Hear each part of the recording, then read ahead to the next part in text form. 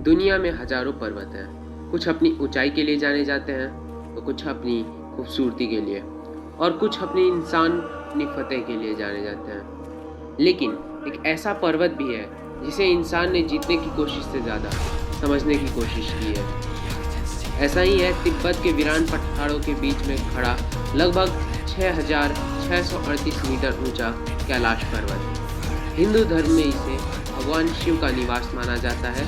बौद्ध परंपरा में यह एक पवित्र ब्रह्मांडीय केंद्र है। जैन परंपरा में भी इसका विशेष आध्यात्मिक महत्व है और तिब्बती बोन परंपरा इसे प्राचीन पवित्र पर्वत माना जाता है।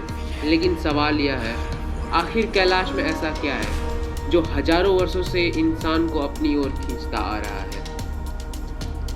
कैलाश हिमालय में पश्चिमी क्षेत्र में तिब्बत के पठार पर स्थित है। दूर से देखने पर इसकी आकृति लगभग विशाल मंदिर जैसी दिखाई देती है। चारों ओर से उठती लगभग सममित चट्टानों की दीवारें और ऊपर से बर्फ से ढकी चोटी इससे बाकी पर्वतों से अलग बनाती है।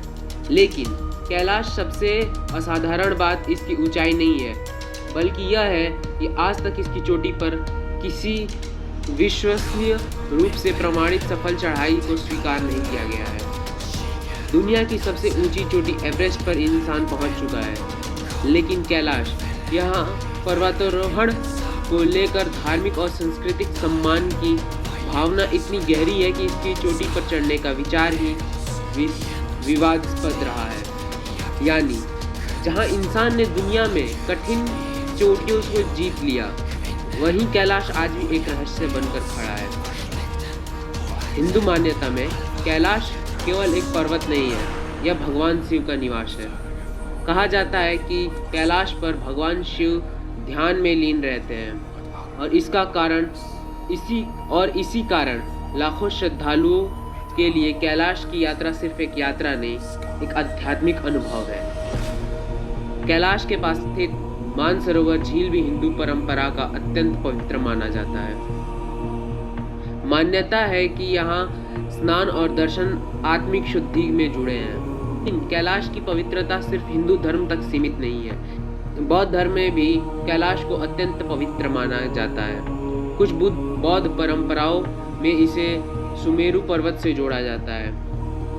वह काल्पनिक ब्रह्मांडीय पर्वत जिसे ब्रह्मांड का केंद्र माना जाता है। जैन परंपरा के अनुसार भी कैलाश क्षेत्र का गहरा धार्मिक महत्व है और तिब्बत की बोन परंपरा में भी इस पवित्र पर्वत माना जाता है। यानी हजारों वर्षों से अलग अलग परंपराएं एक ही पर्वत को अपने आध्यात्मिक दृष्टिकोण से देखती है। कैलाश की कहानी का एक असाधारण हिस्सा है पानी। कैलाश क्षेत्र एशिया की कई महत्वपूर्ण नदियों के प्रणालियों को उद्गम क्षेत्र के बेहद करीब है, जैसे सिंधु नदी, प्रमुख धारा सतलज, ब्रह्मपुत्र की प्रणाली और कर्णाली जैसे नदियों का स्रोत क्षेत्र इसी व्यापक इलाके से जुड़ा हुआ है। हजारों वर्षों से इन नदियों में एशिया के विशाल भूभाग को जीवन दिया है, जैसे खेती, सभ्यताएं, शहर और करोड़ों लोगों को जीवन। इसलिए कैलाश को केवल एक धार्मिक स्थल के रूप में देखना इसकी भौगोलिक भूमिका को छोटा कर देता है। यह क्षेत्र एशिया की जल व्यवस्था के लिए भी बेहद महत्वपूर्ण है। कैलाश के पास मौजूद है मानसरोवर, नीला पानी, चारों तरफ ऊंचे पहाड़ और ऊपर से आसमान का विशाल विस्तार। हिंदू धर्म ग्रंथों में मानसरोवर का वर्णन एक पवित्र झील के रूप में मिलता है। इसके आसपास की प्रकृति इतनी विशाल और शांत है कि यहाँ खड़े होकर इंसान को अपने आकार का भी एहसास होने लगता है।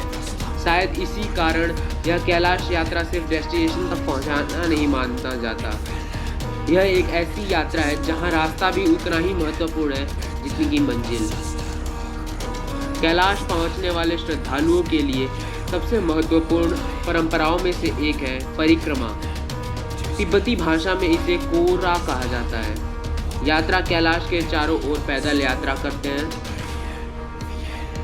यह दूरी लगभग 52 किलोमीटर के आसपास बताई जाती है। हालांकि मार्ग और परिस्थितियों के अनुसार अनुभव अलग हो सकता है।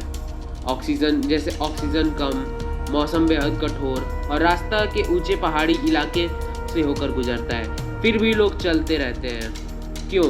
क्योंकि उन्हें एक केवल पैदल चलना नहीं है, यह विश्वास की परीक्षा है। कुछ श्रद्धालु अपनी पूरी यात्रा में बार बार दंडवत प्रणाम करते हुए आगे बढ़ते हैं। एक कदम प्रणाम, फिर से एक कदम और फिर प्रणाम। ऐसे लोगों कैलाश की परिक्रमा एक शारीरिक यात्रा से कहीं आगे की चीज बन जाती है। कैलाश को लेकर इंटरनेट पर कई रहस्यमयी दावे भी किए जाते हैं, जैसे इसे पृथ्वी का एनर्जी सेंटर कहा जाता है।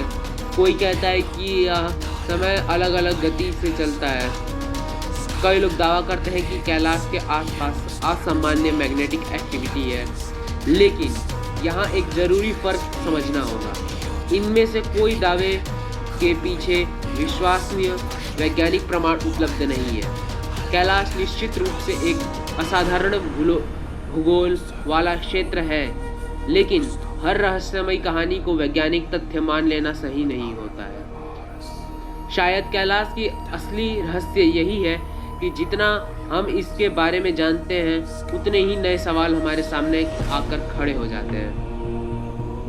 कैलाश की चोटी तक पहुंचने की कोशिश, उनमें से जुड़ी कहानियां समय समय पर सामने आती रह रही हैं, लेकिन कोई भी प्रसिद्ध दावा ऐसा नहीं है जिसे आज व्यापक रूप से प्रमाणित सफल समिट के रूप में स्वीकार किया जाता हो।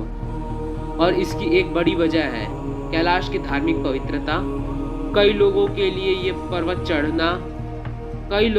इस पर्वत पर चढ़ना किसी असामान्य पर्वतारोहण अभियान जैसा नहीं है। यह उस सीमा को पार करने जैसा है जिसे हजारों वर्षों की आस्था ने पवित्र माना है। इसलिए कैलाश की चोटी आज भी मानव विजय की सूची में नहीं, बल्कि एक रहस्य श्रद्धा की कहानी मौजूद है। शायद कैलाश का सबसे बड़ा रहस्य कैलाश खुद नहीं है, बल्कि कैलाश को देखने आने वाले इंसान की नज़र है। एक वैज्ञानिक के लिए यह एक पर्वत है, एक भूगोलवेता के लिए हिमालयी क्षेत्र का हिस्सा है, और एक पर्वतारोही के लिए एक कठिन संवेदनशील पर्वत है। लेकिन श्रद्धालुओं के लिए यह भगवान शिव का घर है, एक बौद्ध के लिए पवित्र ब्रह्मांडीय प्रतीक है, और एक यात्री के लिए शायद यह अपने भीतर देखने का अवसर है। इंसान ने समुद्र की गहराइयों को मापा, आसमान को पार किया, दुनिया की सबसे ऊंची चोटी पर अपने झंडे लगाए, लेकिन कुछ स्थान ऐसे भी हैं जिन्हें जीतने के लिए नहीं बनाया गया, उन्हें सिर्फ देखने के लिए, समझने के लिए और शायद सम्मान करने के लिए बनाया गया है। कैलाश ऐसा ही एक स्थान है, हजारों सालों से खड़ा, बर्फ, पत्थर और समय के बीच एक मौन प्रहरी की तरह।